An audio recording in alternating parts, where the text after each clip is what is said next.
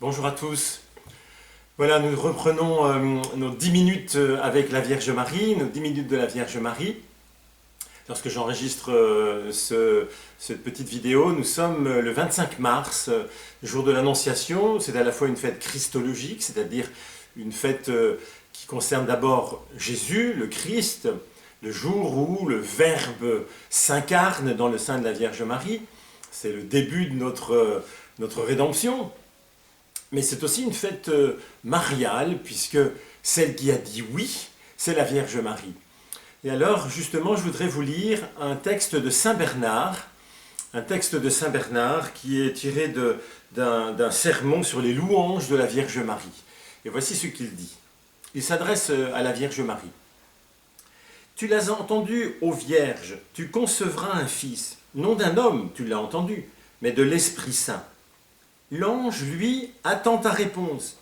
Il est temps pour lui de retourner vers celui qui l'a envoyé. Nous aussi, nous attendons, ô Notre-Dame. Ta réponse, ô douce Vierge, Adam l'implore tout en larmes, exilé qu'il est du paradis avec sa malheureuse descendance.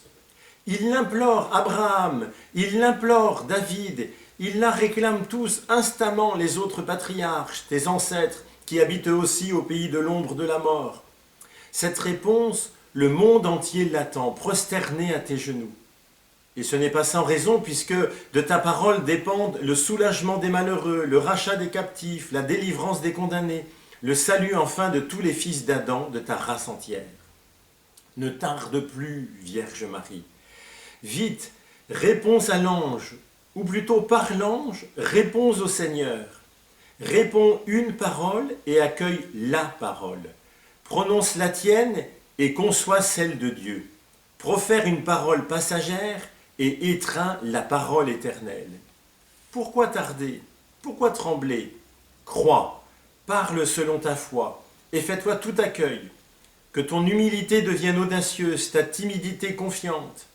Certes, il ne convient pas en cet instant que la simplicité de ton cœur virginal oublie la prudence. Mais en cette rencontre unique, ne crains point la présomption, Vierge prudente. Car si ta réserve fut agréable à Dieu dans le silence, plus nécessaire maintenant est l'accord empressé de ta parole. Voici qu'au dehors, le désiré de toutes les nations frappe à ta porte. Assis pendant que tu tardes, il allait passer son chemin, t'obligeant à chercher de nouveau dans les larmes celui que ton cœur aime. Lève-toi, cours, ouvre-lui, lève-toi par la foi, cours par l'empressement à sa volonté, ouvre-lui par ton consentement. Voici, dit-elle, la servante du Seigneur, que tout se passe pour moi selon ta parole.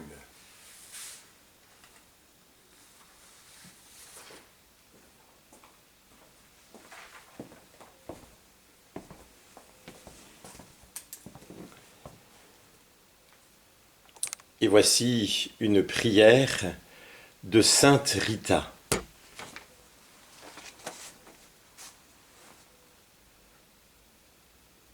Vierge sainte,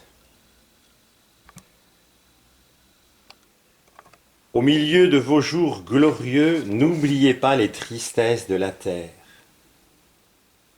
Jetez un regard de bonté sur ceux qui sont dans la souffrance, qui luttent contre les difficultés et qui ne cessent de tremper leurs lèvres aux amertumes de cette vie.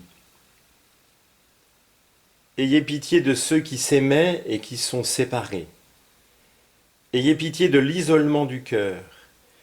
Ayez pitié de notre foi. Ayez pitié de ceux qui sont les objets de notre tendresse. Ayez pitié de ceux qui pleurent, de ceux qui prient, de ceux qui tremblent. Donnez à tous l'espérance et la paix. Amen.